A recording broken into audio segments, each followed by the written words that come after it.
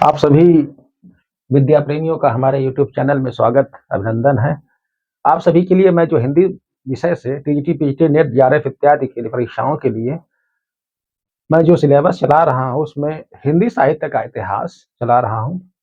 हिंदी साहित्य के इतिहास में मैं जो हमारा प्रकरण चल रहा है, प्रसंग चल रहा है, उसमें हिंदी साहित्य लेखन परंपरा, उसमें जो वर्तमान प्रकरण चल रहा है, उसमें हजारी प्रसाद द्विवेदी को मैं पढ़ा रहा हूँ। तो हजारी प्रसाद द्विवेदी जी से संबंध में हमने 2 वीडियो डाल दिया, भाग 1 और भाग 2।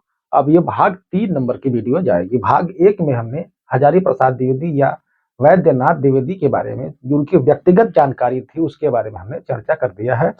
उसके बाद उनके जो साहित्य इतिहास रहे हैं, उनके बारे में चर्चा करते हुए मैंने उनका जो हिंदी साहित्य का इतिहास का जो उनका वर्गीकरण रहा है, उसके बारे में हमने बता दिया है। तो आज का प्रकरण हमारा होगा उनकी हजारी प्रसाद द्विवेदी की रचनाएं तथा उनके बारे में कथन या स्टेटमेंट या टीका टिप्पणियां जो होंगी, उसके बारे में हमारी अगली वीडियो आज जारी होगी। तो आज मैं आपके लिए प्रसंग लेकर आया हूं हजारी प्रसाद द्विवेदी या वैद्यनाथ द्विवेदी की रचनाएं तथा उनके बारे में टीका टिप्पणी या कथन या स्टेटमेंट। ठीक है दोस्तों, एक दौर था दौर क्या, हिंदी जगत में रामचंद्र शुक्ल का विरोध करना समझिए कि अपने पैर पे कुल्हाड़ी मारना है।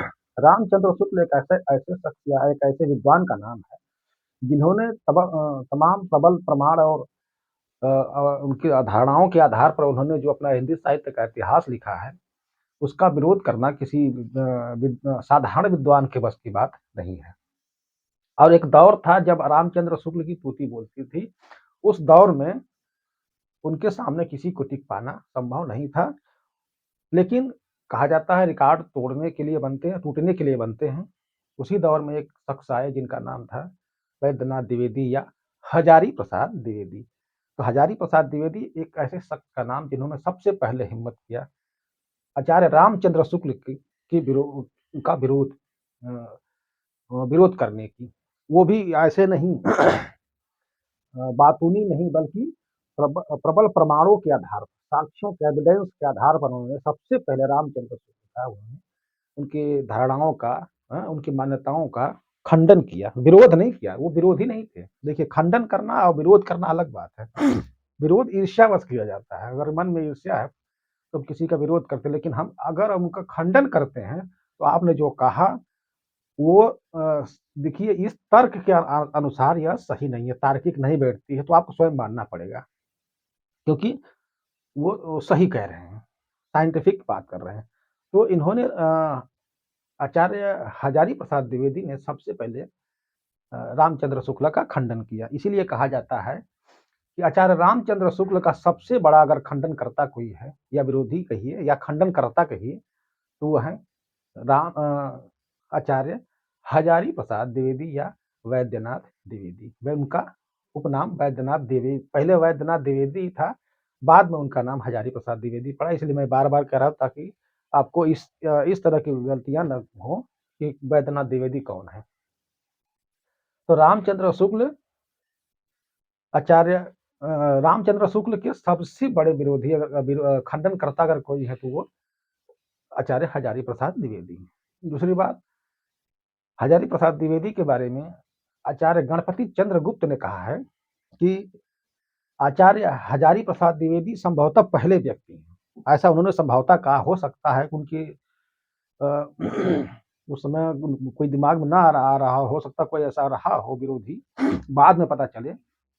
इसीलिए गणपति चंद्रगुप्त ने साफ साफ कहा है कि संभवतः आचार्य हजारी प्रसाद द्विवेदी पहले व्यक्ति हैं जिन्होंने रामचंद्र शुक्ल की तमाम अवधारणाएं, तमाम उनकी जो अवस्थापनाएं थी, उन्होंने प्रमाण दिया था। तो उन्होंने इस तरह साफ साफ लिखा है कि संभवतः पहले व्यक्ति हैं आचार्य हजारी प्रसाद द्विवेदी जिन्होंने रामचंद्र शुक्ल की तमाम धारणाओं और अवस्थापनाओं का सबल प्रमाणों के आधार पर खंडन किया था, न कि विरोध किया था, बल्कि खंडन किया था। किसने?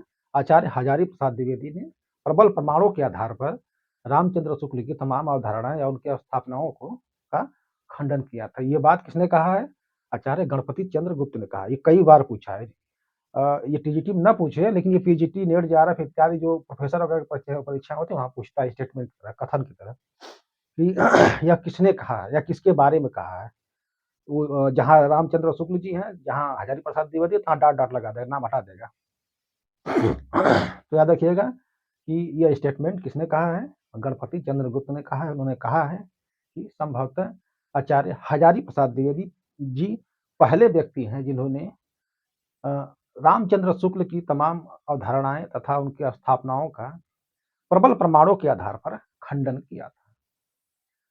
आचार्य हजारी प्रसाद द्विवेदी जी की जो पहली वीडियो, दूसरी वीडियो हमने डाला है, उसमें हमें बता दिया है उनके जो हिंदी साहित्य का इतिहास में उनका जो वर्गीकरण है संपूर्ण हिंदी साहित्य के इतिहास का, उनमें उन्होंने साफ साफ कहा है कि हम आदिकाल को आदिकाल नाम देते हैं। तो प्राचीन काल, हिंदी का जो प्राचीन काल है, शुरुआत काल रहा है, उसको उन्होंने आदिकाल नाम दिया। साथ साथ में उस आदिकाल को उन्होंने कहा है कि कि अत्यधिक विरोधों और व्याघातों का युग रहा है। उन्होंने उस आदिकाल का को के बारे में साफ साफ कहा, एक लाइन में कहा कि यह कैसा युग था। उस युग की जो प्रवृत्ति रही, उन्होंने कहा कि यह युग ऐसा रहा है, हिंदी का आदिकाल या प्राचीन काल या शुरुआत काल, हिंदी का प्राचीन काल, ठीक है, कि यह युग ऐसा रहा जिसमें अत्यधिक विरोधों और व्याघातों का युग रहा। ये पूछता कि आदिकाल अत्यधिक व्याघातों और विरोधों का युग रहा है, यह किसने कहा है? तो ये आचार्य हजारी प्रसाद द्विवेदी ने कहा, ठीक है।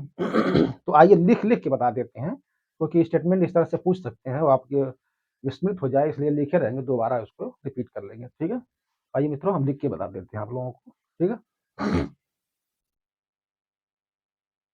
आप लोग कापी किताब निकाल लीजिए, लिखते जाइए, मैं बोलते जा रहा हूँ और लिखते जा रहा हूँ, ठीक है। हजारी प्रसाद द्विवेदी जी ने आदिकाल को क्या कहा है? इन्होंने आदिकाल को क्या कहा है? आदिकाल, आदिकाल को द्विवेदी जी ने क्या कहा है, यह स्टेटमेंट लिख लीजिए इस तरह से कि आदिकाल को आदिकाल, या पूछ देगा आदिकाल इसका मतलब ये क्या अधिक विरोधों और व्याघातों का युग रहा है, किसने कहा, इसे कह देगा। तो साफ साफ आप नोट कर लीजिए कि अत्यधिक विरोधों और व्याघातों का युग आदिकाल, अत्यधिक, ये कई बार पूछा भी है, अत्यधिक विरोधों तथा आदिकाल अत्यधिक विरोधों तथा विरोधों और व्याघातों का, और व्याघातों का, और व्याघातों का युग रहा है, ठीक है, युग,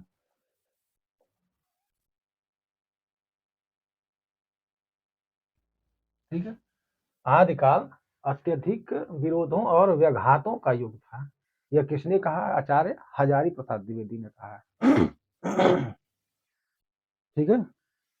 तो यह हजारी प्रसाद द्विवेदी ने आदिकाल के बारे में कहा है कि यह युग ऐसे ही पूछ सकता, अत्यधिक विरोधों और व्याघातों का युग था, कौन सा युग था? तो आदिकाल को इन्होंने कहा, और किसने कहा? हजारी प्रसाद द्विवेदी ने कहा। और इनके बारे में थोड़ी और जानकारी दे देते हैं आपको। आचार्य हजारी प्रसाद द्विवेदी काशी हिंदू विश्वविद्यालय यानी कि बीएचयू में हिंदी विभाग के अध्यक्ष थे अपने समय में। नागरिक प्रचारणी पत्रिका के भी संपादक रहे, और ये उत्तर प्रदेश हिंदी ग्रंथ अकादमी के अध्यक्ष थे, ठीक है। उत्तर प्रदेश हिंदी ग्रंथ अकादमी के अध्यक्ष थे। उत्तर प्रदेश हिंदी अकादमी, अकादमी ग्रंथ, इस संस्था थी एक, इसके अध्यक्ष थे। इन्होंने ये बीएचयू के हिंदी विभाग के हेड ऑफ डिपार्टमेंट थे। नागरिक प्रचारणी पत्रिका के संपादक थे। नागरिक प्रचारणी पत्रिका के, नागरिक प्रचारिणी पत्रिका, ठीक है, नागरिक नागरिक प्रचारिणी पत्रिका के संपादक पद पर भी रहे, ठीक है। इन्होंने संपादक का भी काम किया है नागरिक प्रचारणी पत्रिका में। पूछ सकता है कि इन्होंने किया, ये स्टेटमेंट डाल सकता है, ये संपादक नहीं रहे। तो ये 4 ऑप्शन में नहीं होता है, 3 ऑप्शन सही होता है, 1 ऑप्शन सही गलत है। तो इसमें है कि ये संपादक रहे हैं, ठीक है, हिंदी अकादमी के ग्रंथ के अध्यक्ष भी रहे हैं, बीएचयू विभाग के हिंदी विभाग के अध्यक्ष, हेड ऑफ डिपार्टमेंट भी रहे हैं, ठीक है। इन्होंने एक बहुत बड़ी बात कही है तुलसीदास जी के बारे में, गोस्वामी तुलसीदास जी के बारे में। इनकी एक उक्ति है, ठीक है, उक्ति यानी कथन है। उन्होंने क्या कहा है गोस्वामी तुलसीदास जी के बारे में, क्योंकि काट काट के मैं पढ़ा रहा हूँ इसलिए कि इस तरह के प्रश्न बनाए जाते हैं। जो प्रश्न बने हैं मैं उन्हीं को लगातार डालते जा रहा हूँ तो ताकि आपकी एक प्रश्न छूट न जाए कहीं। इन्होंने कहा है कि भारत का लोक नायक वही हो सकता है, भारत का लोक नायक, भारत का लोक नायक, ये बहुत बड़ा स्टेटमेंट है, याद रखिएगा, ये बार बार पूछता है, कोई भी एग्जाम उसमें जरूर पूछता है। भारत का लोक नायक वही हो सकता है, वही हो सकता है जो, यहाँ लिख दे रहे हैं, भारत का लोक नायक वही हो सकता है जो समन्वय करने का अपार धैर्य लेकर आया हो, जो समन्वय समन्वय करने का करने का अपार धैर्य लेकर आया हो, अपार धैर्य लेकर आया हो। यह स्टेटमेंट किसने कहा है? इसी बाबा ने कहा है, हजारी प्रसाद द्विवेदी बाबा ने कहा है। किसने कहा है? आचार्य हजारी प्रसाद द्विवेदी ने कहा है, ठीक है। तो आचार्य हजारी प्रसाद द्विवेदी ने यह स्टेटमेंट कहा, यह बार बार पूछता है, याद रखिएगा, कि भारत का लोक नायक वही हो सकता है जो समन्वय करने का अपार धैर्य लेकर आया हो। यह बहुत प्रसिद्ध उक्ति है, जो बार बार पूछी जाती है। यह आचार्य हजारी प्रसाद द्विवेदी ने कहा है कि भारत का लोक नायक वही हो सकता है जो समन्वय, ठीक है, समन्वय करने का अपार धैर्य लेकर आया है। कुछ पहले प्रश्न के बनेगा, किसने कहा है? तो हजारी प्रसाद द्विवेदी ने कहा है। यह किसके बारे में कहा गया, ठीक है, ये लोकनायक कौन है? तो ये लोकनायक जानते कौन है? लोकनायक कौन है? तुलसीदास जी हैं, ठीक है, गोस्वामी तुलसीदास जी। यह तुलसीदास जी के बारे में कहा है, भारत का लोकनायक वही हो सकता। तो लोकनायक कौन है? ये तुलसीदास जी। तो आचार्य हजारी प्रसाद द्विवेदी ने तुलसीदास जी के बारे में कहा है ये बात, अर्थात उन्होंने साफ साफ कहा है कि भारत का लोकनायक कौन है? तुलसीदास जी हैं। तो तुलसीदास जी के बारे में यह धैर्य कौन लेकर आया है? यह तुलसीदास जी लेकर आए हैं ऐसा धैर्य। तो यह तुलसीदास जी के बारे में यह स्टेटमेंट कहा गया, याद रखिएगा, पूछता है, दो प्रश्न बनते हैं। इन्होंने तुलसीदास जी के बारे में इस पूछता कि इस कथन में किसके बारे में कहा गया, लोकनायक कौन है? तो आचार्य गोस्वामी तुलसीदास जी हैं, ठीक है, लोक कवि, जन कवि, तुलसीदास जी कई चीजें, कवि शिरोमणि कहा जाता है, लोक कवि कहा जाता है, लोक नायक कहा जाता है, जन कवि भी कहा जाता है, गोस्वामी भी कहा जाता है। तो गोस्वामी श्री भी नाम लगा है। तो गोस्वामी श्री तुलसीदास जी के बारे में आचार्य हजारी प्रसाद द्विवेदी या वैद्यनाथ द्विवेदी बाबा ने कहा है कि भारत का लोक नायक वही हो सकता है जो समन्वय करने का अपार धैर्य लेकर आया। अब इसको लिख लीजिए, मैं आप मिटाने जा रहा हूं, मिटाकर आगे बढ़ूंगा, ठीक है। आइए दोस्तों, मैंने मिटा दिया है। अब हम इनकी रचनाओं के बारे में पढ़ाएंगे, ठीक है। आचार्य हजारी प्रसाद द्विवेदी की रचनाएं, ठीक है, इनकी महत्वपूर्ण रचनाएं जो पूछा जाता है, जिनके बारे में मैं आपको विस्तार से बताता हूँ। आचार्य हजारी प्रसाद द्विवेदी जी विषय अनुकूल भाषा लिखने में सिद्धास्त हैं। ये विषय के अनुकूल, जैसी विषय जैसा देश वैसा भेष, ये आचार्य हजारी प्रसाद द्विवेदी है, राइटर हैं।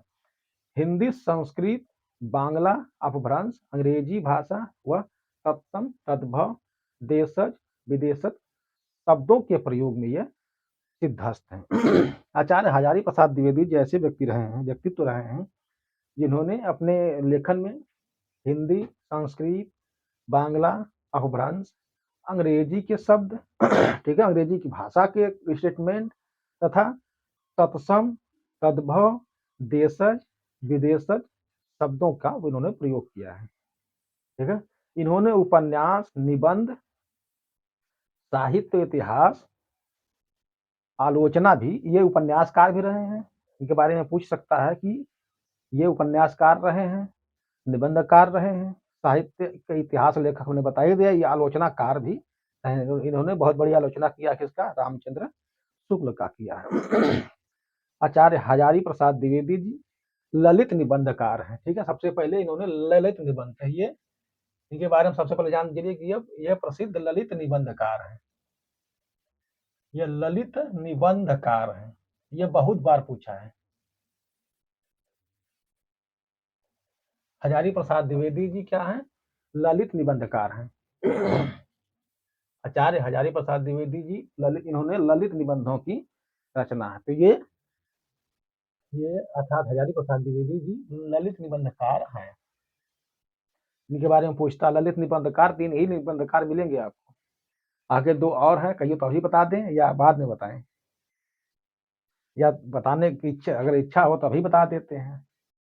दोस्तों ललित निबंधकार हैं, अगर कहिए तो बता दे रहे हैं। बाकी और निबंधकार जो रहे हैं उनमें यही बता दे रहे। चलिए निबंधकार, ललित निबंधकारों की बात हुई है, तो जो प्रमुख निबंधकार हैं जिनके बारे में है हिंदी साहित्य जगत में जिनका एक छत्र छाया राज चलता है, जिनसे प्रश्न बनता है, तो ये प्रमुख निबंधकार 4 ही निबंधकार हैं। ठीक है। तो एक तो हो गए ललित निबंधकार आचार्य हजारी प्रसाद द्विवेदी जो बा, दूसरे हो गए विद्या निवास मिश्र जी। ठीक है। दूसरे निबंधकार हैं कि क्या, कौन? विद्या निवास मिश्र। ठीक है। विद्या निवास मिश्र भी रहे हैं निबंधकार। डॉक्टर कुबेर नाथ राय भी रहे हैं। कुबेर नाथ राय, ठीक है, कुबेर नाथ राय भी रहे हैं, तथा विवेकी राय भी रहे हैं। विवेकी राय। तो आचार्य हजारी प्रसाद द्विवेदी, विद्या निवास मिश्र, कुबेर नाथ राय तथा विवेकी राय, ये ललित निबंधकार हैं। ठीक है। याद रखिएगा कि आचार्य हजारी प्रसाद द्विवेदी ललित निबंधकार हैं, और साथ साथ ललित निबंधकार कौन कौन है? कुबेर नाथ राय जी, विद्या निवास मिश्र जी तथा विवेकी राय, ये चारों लोग हिंदी जगत के प्रसिद्ध ललित निबंधकार हैं। इनके बारे में रचनाएं बनती हैं। तो ललित निबंधकार कौन कौन है, बार बार बोल रहा हूं इसलिए कि आपको याद हो जाए। तो ललित निबंधकार हैं हजारी प्रसाद द्विवेदी, ऑप्शन रहेगा, 4 ऑप्शन रहेगा, उसमें तो एक एक नहीं रहेंगे। तो हजारी प्रसाद द्विवेदी, विद्या निवास मिश्र, कुबेर नाथ राय तथा विवेकी राय, ये 4 लोग ललित निबंधकार रहे हैं। ठीक है। अब चलिए ललित निबंधकारों के बाद हम आगे बढ़ते हैं कि आचार्य हजारी प्रसाद द्विवेदी के बारे में। आचार्य हजारी प्रसाद द्विवेदी ने अपनी रचनाओं में मुहावरों, लोकोक्तियों का खूब प्रयोग किया है। इन्होंने रचना किया है उसमें मुहावरा और लोकोक्तियों का प्रयोग ये ज्यादा करते हैं। इनके निबंधों में ज्यादातर विचारात्मक शैली का प्रयोग होता है। तो ये हजारी प्रसाद द्विवेदी के निबंध जो होते हैं वो ज्यादातर विचारात्मक है। ठीक है। विचारात्मक, ये प्रश्न, ये स्टेटमेंट बनता है कि हजारी प्रसाद द्विवेदी के ज्यादातर निबंध, ठीक है, अधिकांश निबंध, ठीक है, अधिकांश निबंध में विचारात्मक है। ठीक है। अधिकांश जो निबंध है वो विचारात्मक शैली में। इसके अलावा उन्होंने जो शैलियों का प्रयोग किया उसमें गवेषणात्मक शैली, आलोचनात्मक शैली, भावात्मक शैली का भी प्रयोग किया है। इन्होंने आलोचनात्मक शैली, विचारात्मक के बाद आलोचनात्मक शैली, ठीक है, गवेषणात्मक शैली, गवेषणात्मक, ठीक है, इन्होंने विचारात्मक शैली का प्रयोग किया अपने निबंधों में, अपनी रचनाओं में, आलोचनात्मक शैली का, गवेषणात्मक शैली का, विचारात्मक शैली का तथा भावात्मक शैली का। भावात्मक सबका इन्होंने प्रयोग किया, लेकिन सबसे ज्यादा इन्होंने विचारात्मक शैली का प्रयोग किया, विचारों को ज्यादा इन्होंने दिया है। इनकी रचना देवदारू में व्यंग का भाव है। इनकी रचना एक देवदारू है, देवदारू, ठीक है। यह व्यंग है। देवदारू कैसी रचना इनकी है? व्यंग विधा की रचना। इन्होंने अपनी रचनाओं में प्रांजल तथा संस्कृत निष्ठ शास्त्रीय भाषा का प्रयोग किया है। ये देखिए, मैं इसलिए बता रहा हूँ क्योंकि स्टेटमेंट में पूछता है, 4 ऑप्शन रहेंगे, उसमें पूछ देगा इसमें कौन गलत है। एक तो 4 वो सही, तो ये पूछ देगा कि हजारी प्रसाद द्विवेदी की जो भाषा है वो कैसी भाषा है।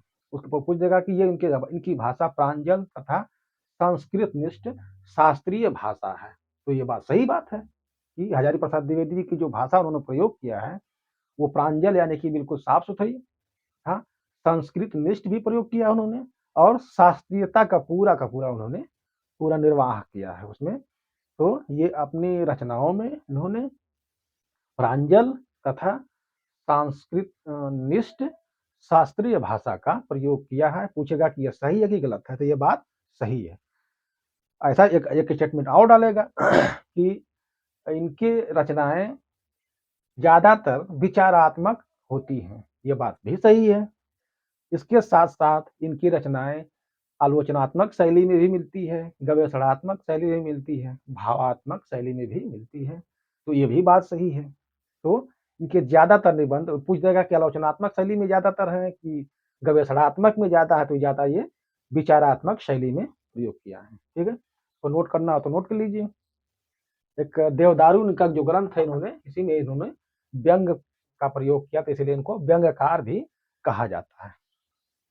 तो आइए अब उनकी रचनाओं के बारे में विस्तार से एक एक करके मैं बताते जाता हूँ। ठीक है, इसको मिटा दे रहा हूँ, लिखना हो वीडियो रोक करके लिख लीजिएगा। तो आइए दोस्तों, इनकी रचनाओं के बारे में पढ़ते हैं।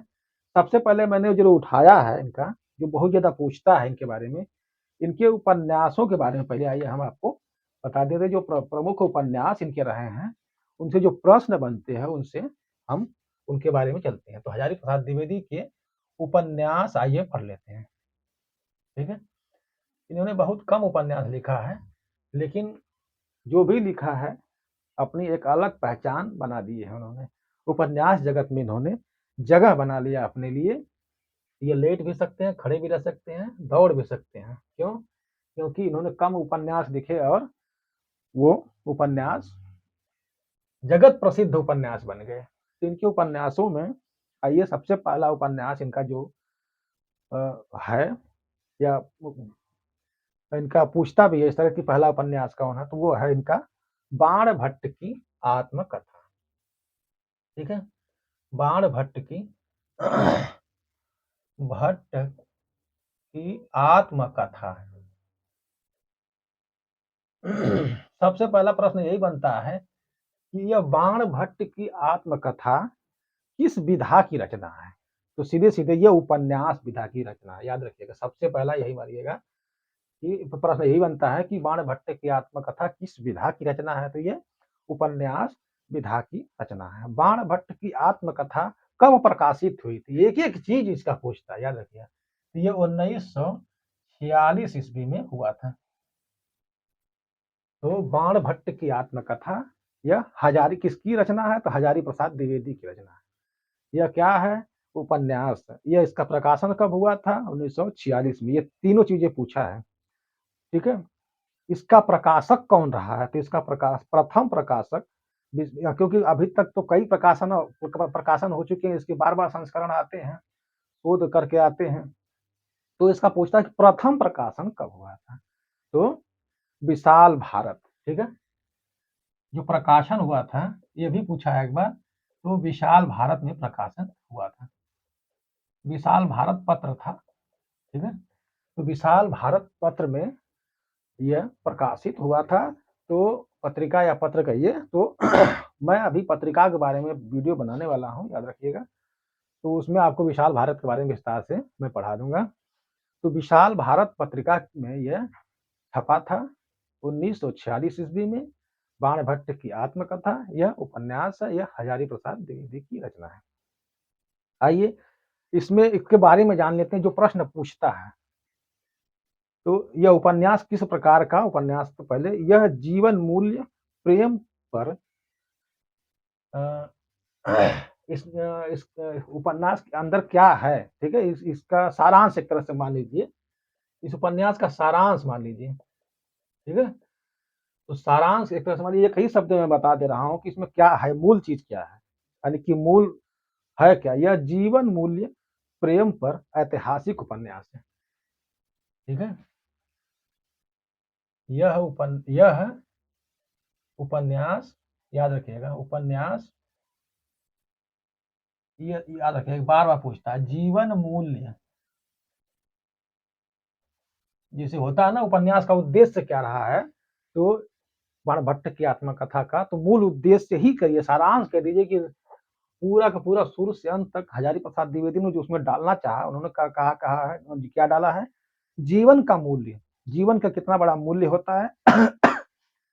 तो जीवन का मूल्य क्या है? उन्होंने कहा प्रेम, ठीक है?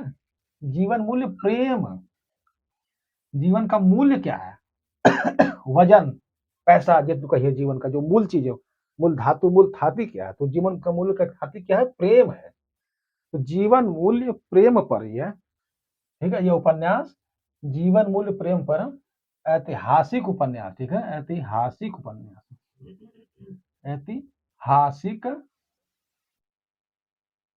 उपन्यास है, ठीक है, याद रखिएगा। तो जीवन मूल्य प्रेम पर लिख दे रहे हैं, ठीक है।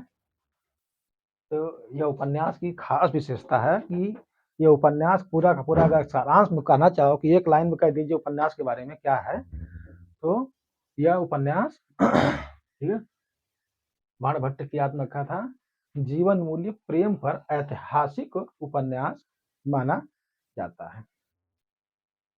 तो यह उपन्यास का सारांश अगर एक लाइन में कहेंगे, तो उपन्यास में पूरा का पूरा जो दर्शाने का काम किया गया है वो प्रेम से कहा गया, ठीक है। जीवन का जो मूल्य है वो क्या है? वो प्रेम है। बस इतनी बात को कहने के लिए यह उपन्यास लिखा गया है कि जो जीवन का मूल्य है वो है प्रेम। तो यह उपन्यास जीवन मूल्य प्रेम पर एक ऐतिहासिक उपन्यास है। पूछता है कि ये सामाजिक है कि सांस्कृतिक है, तो या आधुनिक है, तो क्या है ये, या तो फिर पूछ दिया कि मनोवैज्ञानिक है, तो ये ऐतिहासिक उपन्यास है। ऐतिहासिकता इसके अंतर्गत है, इसमें इतिहास की बातें कही गई है। तो बाणभट्ट की आत्मकथा उपन्यास, यह उपन्यास जीवन मूल्य प्रेम पर आधारित ऐतिहासिक उपन्यास है। इसके प्रमुख 3 पात्र हैं, प्रमुख 3 पात्र, केवल 3 ही पात्र हैं जो प्रमुख पात्र हैं, प्रमुख 3 पात्र, क्योंकि यही 3 पात्र है जिनके इर्द गिर्द सारी कहानियां घूम रही है। इसकी कहानी जो है वह इन्हीं 3 पात्रों के आसपास टहल रही है। इसके प्रमुख 3 पात्र कौन कौन से रहे? बाणभट्ट स्वयं, बाणभट्ट, बाणभट्ट, इसमें स्वयं बाणभट्ट जी रहे इसके प्रमुख पात्र, पहले पात्र, ठीक है। भट्टिनी तथा निपुणिका, भट्टिनी, भट्टिनी और निपुणिका, यह बार बार पूछता है कि बाणभट्ट की आत्मकथा उपन्यास के इनमें से कौन है जो कलाकार नहीं है, प्रमुख पात्र नहीं है। तो प्रमुख पात्र में बाणभट्ट जी हैं, भट्टिनी है तथा निपुणिका है। अब यह पूछता है कि बाणभट्ट, भट्टिनी और निपुणिका के बीच संबंध के बारे में ही पूछता है, तो आगे बताते चलते हैं, लिखते जाइए। तो इसके प्रमुख 3 पात्र कौन कौन से हैं? बाणभट्ट, भट्टिनी तथा निपुणिका। बाणभट्ट का नाम दक्ष है, ठीक है। इनका नाम क्या है बाणभट्ट का? पूछता है कि दक्ष किसे कहा गया है इसमें, बाणभट्ट की आत्मकथा में दक्ष कौन है? तो स्वयं बाणभट्ट कौन है? या दक्ष है। बाणभट्ट का नाम दक्ष है, ठीक है। निपुणिका का प्राकृत नाम न्यूनिया है, ठीक है। निपुणिका या न्यूनिया, न्यूनिया, न्यूनिया, ठीक है। तो निपुणिका या न्यूनिया, तो न्यूनिया की जब बात आती है तो ये प्राकृत में है, ठीक है, क्योंकि प्राकृत में, क्योंकि जब संस्कृत नाटक लिखे जाते हैं तो उनमें पात्र कैसा है, किस कुल का है, उच्च कुल का है कि निम्न कुल का है कि शूद्र कुल का है कि चांडाल का है, कुल का है, तो उस कुल के अनुसार भाषा का चयन किया जाता था कि कौन-सा कलाकार किस भाषा में अपने संवाद प्रस्तुत करेगा। तो न्यूनिया, तो उस समय प्राकृत का वर्चस्व था, तो प्राकृत यानी कि निम्न भाषा के रूप में चल रही थी। सबसे ऊपर जो भाषा चल रही होगी उस वो सबसे उच्च जातियों के लिए थी। तो निपुणिका का जो नाम जो है प्राकृत में न्यूनिया नाम रखा गया है, ठीक है? आगे मैं आपको भारतीय नाट्य शास्त्र में सारी विशेषताएँ मैं नाटकों की, जो संस्कृत साहित्य के नाटक रहे हैं, उनकी विशेषताओं के बारे में मैं विस्तार से बताऊँगा आपको। तो इसमें 3 मुख्य कलाकार बाणभट्ट जिनका नाम दक्ष था, ठीक? भट्टिनी, निपुणिका या उसको न्यूनिया, न्यूनिया किस भाषा में कहा गया है? यह प्राकृत भाषा में पूछा है कि न्यूनिया किस भाषा में है? तो यह प्राकृत भाषा में न्यूनिया बन जाता है, ठीक है? न्यूनिया किस बिरादरी की है? न्यूनिया क्या है? यह शूद्र है। यहाँ आ रहा है देखिए, यह शूद्र जाति की है। याद रखिएगा न्यूनिया, है ना? आ रहा है? तो न्यूनिया बस वो ठीक-ठीक। न्यूनिया जो है यह शूद्र जाति की है। याद रखिएगा बहुत इंपॉर्टेंट है। न्यूनिया शूद्र जाति की है। न्यूनिया शूद्र जाति की है।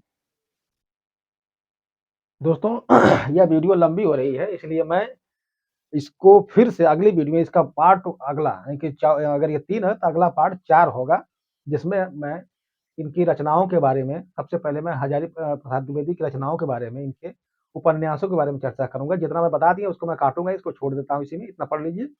जस्ट आगे वाली वीडियो में आप देखेंगे इसको मैं शुरू से फिर ये जो बताया हूँ इतना, अभी तक इनकी रचनाओं के बारे में बताया, इसको शुरू से मैं बताने जा रहा हूँ। अगली वीडियो में देख लीजिएगा। अगली वीडियो में आपको सारी रचनाएँ शुरू से मिल जाएँगी। विस्तृत मैं रचनाओं का वर्णन करूँगा, इसको मैं अभी कट कर रहा हूँ। भाग अगले में मिलते हैं, ठीक है?